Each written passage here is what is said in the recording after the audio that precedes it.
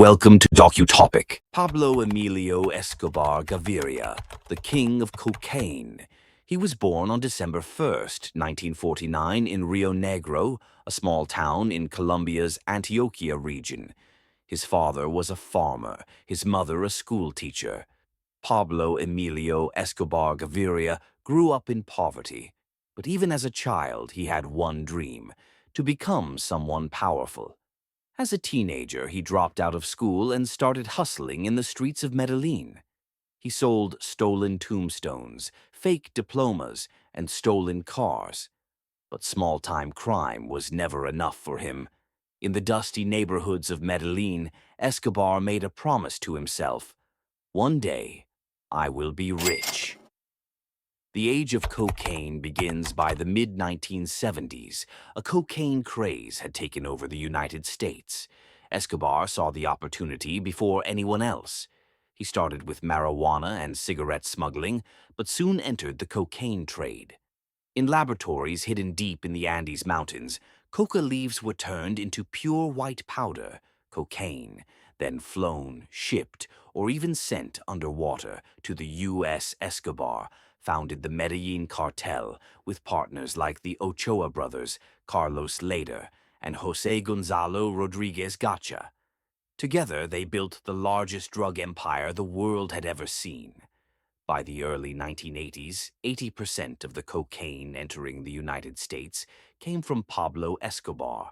He was making $60 million a day. He had so much money that rats were eating it in warehouses. The bills literally rotted away. His family once said he burned $2 million in cash just to keep his daughter warm in a mountain cabin.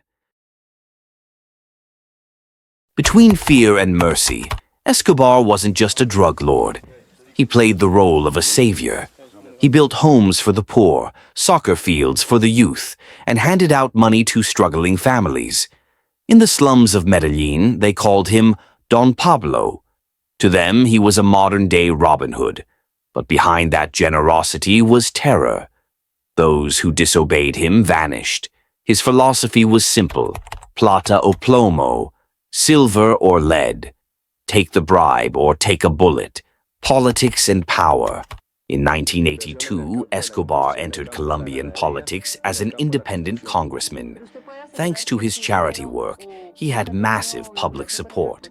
But soon, journalists exposed his dark empire. When reporter Guillermo Cano revealed Escobar's true background, he was assassinated. Judges, policemen, politicians, journalists, anyone who stood in his way became a target. By the late 1980s, Colombia was drowning in blood and fear. A war between the state and Escobar had begun. Escobar versus the government. The Colombian government, with help from the United States, launched an all-out war. The DEA sent agents. The army backed paramilitary death squads known as Los Pepes. Escobar refused to surrender. When Colombia signed the extradition treaty with the U.S., he lost control.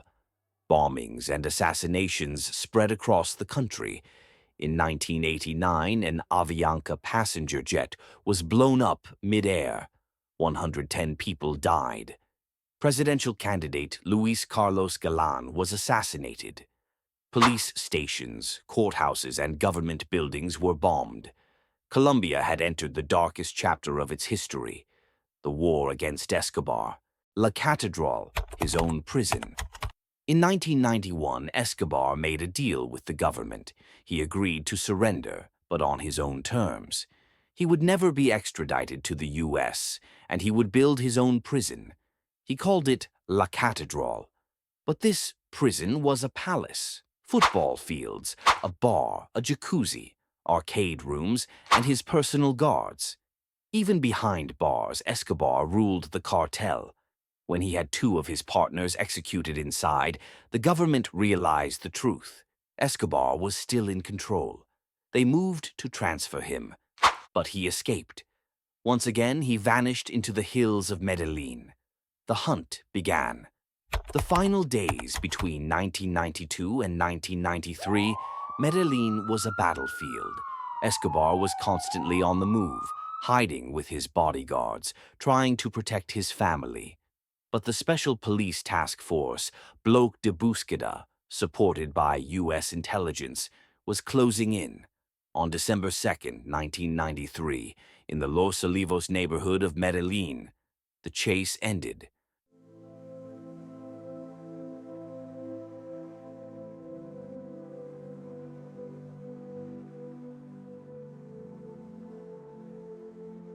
After a rooftop gunfight, Escobar was killed. Some say it was a police bullet. Others believe he shot himself rather than be captured. He was 44 years old. The world's richest criminal was dead, and the legend was born. Legacy of a kingpin.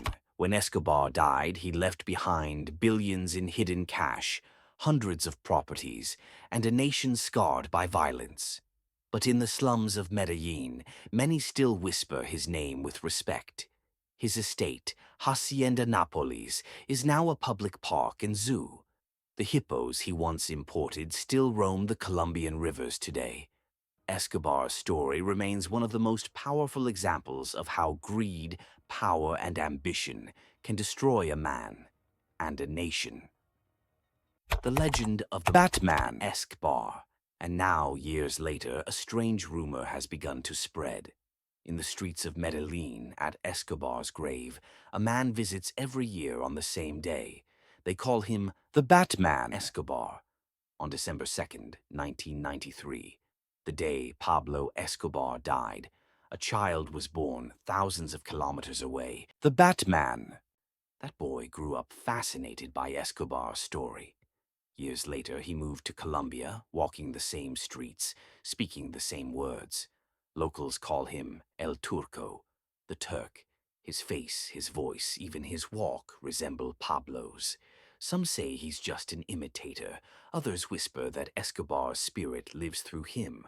Whatever the truth may be, the legend lives on. From the dusty streets of Medellin to the sunburned lands of one man wrote history through death, and another was born the same day to continue it.